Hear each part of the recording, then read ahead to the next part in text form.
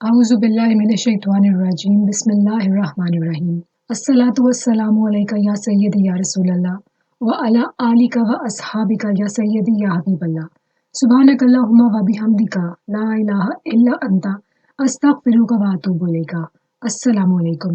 یہ بات تو بہت سے لوگوں کو معلوم ہے کہ جو درود پاک کے ورد کرنے والے ہوں گے قیامت کے روز ان کو حوض کوثر سے پانی بہت میٹھا شہد جیسا وہ پینے کا شرف حاصل ہوگا۔ نبی پاک صلی اللہ علیہ وآلہ وسلم ان لوگوں کو جانتے ہوں گے جنہوں نے اس دنیا میں درود پاک کے ورد کی کثرت کی ہوگی اور جڑے رہے ہوں گے، تو جب وہ آئیں گے پانی پینے کے لیے تو نبی پاک صلی اللہ علیہ وآلہ وسلم کے مبارک ہاتھوں سے، مبارک دستے مبارک سے نبی پاک صلی اللہ علیہ وآلہ وسلم کے ان کو وہ آب کوثر پینا نصیب ہوگا، حوض کوثر کا پانی۔ اس دن سورج جو ہوگا نا وہ سوا نیزے پہ آیا ہوگا۔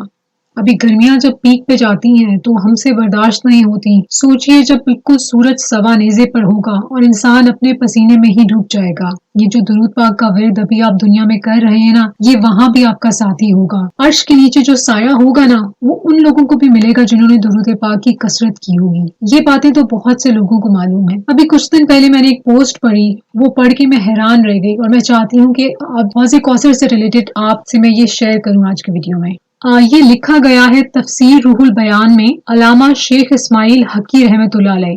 وہ فرماتے ہیں کہ حوض کوثر جنت میں ہے، عرش عظیم پر لکھا ہے بسم اللہ الرحمن الرحیم۔ تو بسم اللہ کا جو پہلا جو ورڈ ہے با سین میم، اس کی جو میم ہے نا اس سے پانی کا چشمہ، بسم اللہ کی اللہ کی جو ہے اس سے دودھ کا چشمہ، اور بسم اللہ میں جو الرحمن ہے نا اس کی میم سے شرابن طہورا کا چشمہ، اور بسم اللہ کے الرحیم کی میم سے شہد کا چشمہ جاری ہے، اور پھر چاروں مل کر حوض کوثر میں آ گرتے ہیں۔ سبحان اللہ۔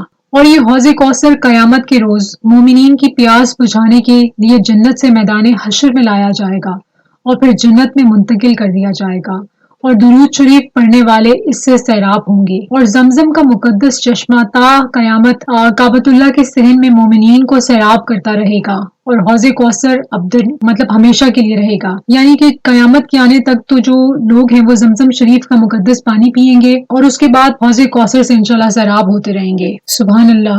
اللہ تعالی ہم سب کے نصیب میں نبی پاک صلی اللہ علیہ وآلہ وسلم کے دستے مبارک سے حوض کوثر کا پانی پینے کی عظیم نعمت عطا فرمائے، آمین۔ درود پاک ورد کرتے جائیں، درود پاک ورد کرواتے جائیں، درود پاک لکھتے اور لکھواتے جائیں، 1 کروڑ کی نیت کرتے اور کرواتے جائیں، اور دعا میں پوری امت کو یاد رکھیے۔ اپنا بہت خیال رکھیے۔ اجازت دیجیے، اللہ حافظ۔